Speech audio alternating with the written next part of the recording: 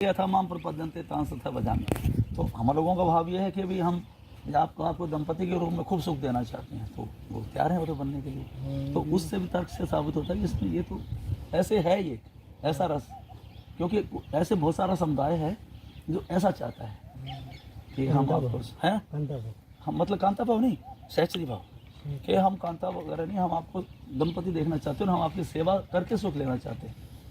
तो ये तो सखी भाव ही है ना। हाँ, यही सहचरी भाव, वही बता रहा हूँ। हाँ, तो ये ऐसा भाव है और ये भक्तमाल में प्रकाशित है हमारे जी, उन्होंने प्रमाणित कर दिया। भाव है कौन रसकोज ने तो यही भाव किया है, नाभा जी ने प्रकाशित कर दिया। हरिवंश महाराज जी और रामदास जी रसको ने तो इसी को लिया है ना, इसी को ही। हाँ, तो गोपी भाव से ऊपर है ना ये, जब बोला कि ये तो बड़ा गुप्त है जो कि हरिवंश महाप्रभु ने प्रकट किया।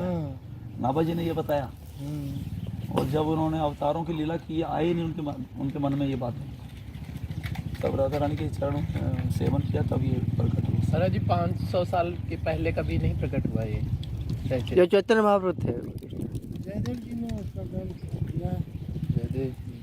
जयदेव तो जो उड़ीसा जगन्नाथ धाम का जयदेव गीत गोविंद जो लिखे, गोपी भाव ही था हमारा जी। वो तो जगन्नाथ जी की भगवान का है जी, भगवान जी उसमें भी कुछ गोपी भाव का ही था हमारा।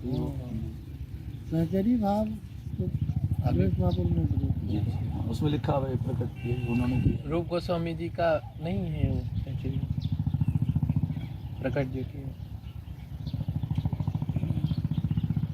है, लेकिन उसमें कृष्ण का है ना।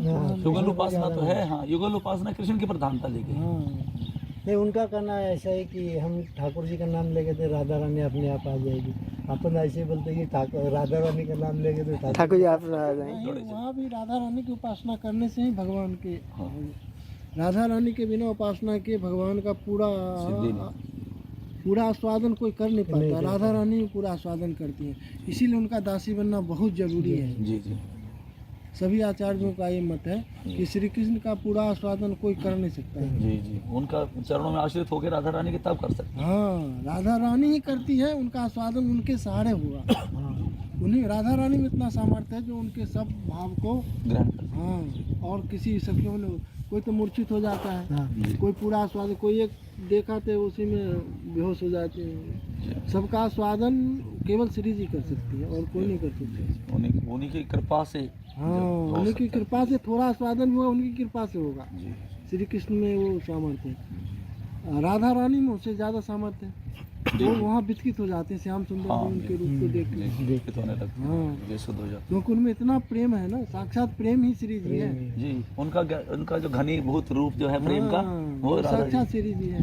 प्रीति वो मूर्तिमती, प्रीति जो है वो मूर्तिमान होकर किस रूप में, राधा के रूप में मूर्तिमान रूप हो गया प्रीति का। इसीलिए तो ठाकुर जी अधीन है। और अधीन किसके अधीन होते हैं ठाकुर जी? किसके? नहीं तो वो स्वतंत्र है, परम स्वतंत्र, लेकिन प्रेम के अधीन है। और श्री जी जो है ना, प्रीति मूर्तिमती, मूर्तिमान प्रीति क्या है? श्री जी का रूप।